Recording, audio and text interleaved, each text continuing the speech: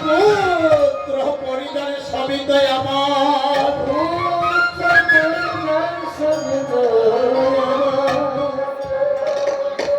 এই সংসার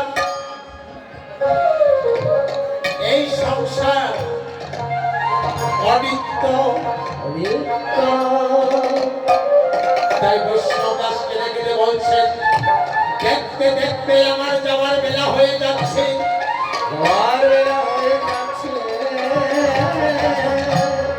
গুরুদেবের দেওয়া নাম আমি অযথা নাম জপ করতে পারছি না।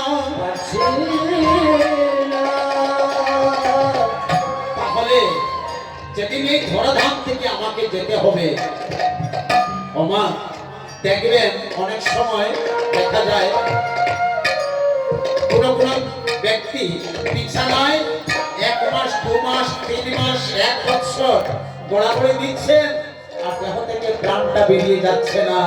আত্মীয় স্বজন যখন আসছেন দেখতে বলছেন, ও তোমরা ভগবানকে বলো আমি আর কষ্ট সহ্য করতে পারছি না, আমি কষ্ট সহ্য করতে পারছি না। ভগবান যেন কৃপা করে এই সংসার থেকে আমায় উঠিয়ে নেন। গায়ের চামড়া কষে যায়, কণ্ঠ রুদ্ধ হয়ে যায়, কথা বলতে পারে না। আবার কেহ কেহ দেখবেন বলছে আমার জন্য অন্ন তৈরি করো, আমি হাত পা ধুয়ে আমি সেবাতে বসবো। ছেলের বউকে বলছেন বা নিজের স্ত্রীকে বলছেন, হঠাৎ করে এসে বলছেন না না আমার আর ভালো লাগছে না, আমি এখন সেবা করবো না, আমাকে অল্প শুতে দাও। শুতে গিয়েছেন, প্রাণটা চলে গিয়েছে। হৃদয় গৌর হরিবল। দয়াল বৈষ্ণব দাস কেঁদে কেঁদে বলছেন,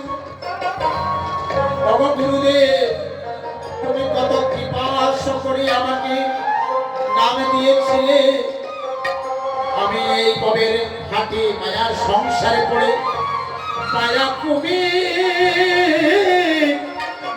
কুমির আমায় গ্রাস করে আছে।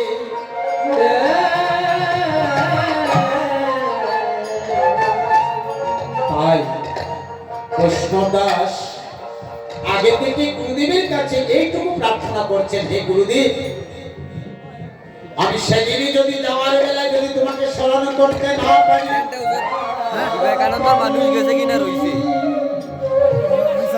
আমি এইটুকু নিবেদন তোমায় আগে জানিয়ে রাখি,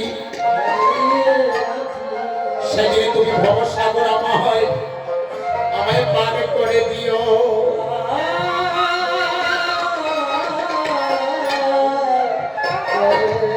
তাই বলছেন আমি এই মিনতি তোমায় আগে জানিয়ে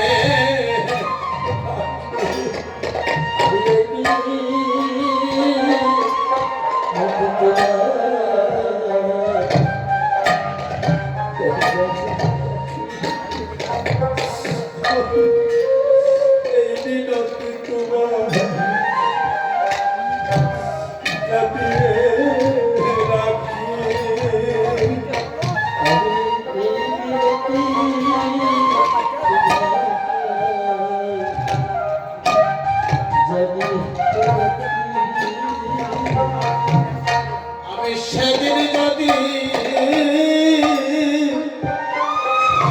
তোমায় ডাকতে না পারি,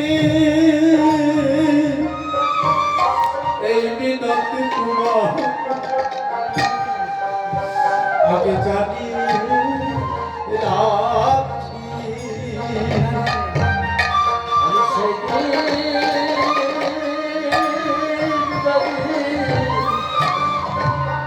তোমায় ডাকতে না পারে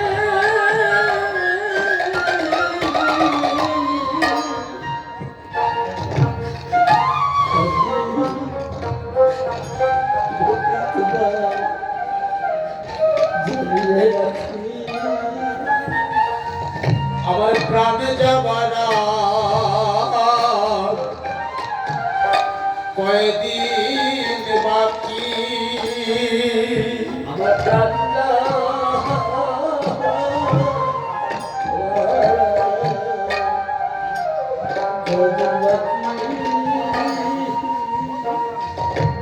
তোমার নামে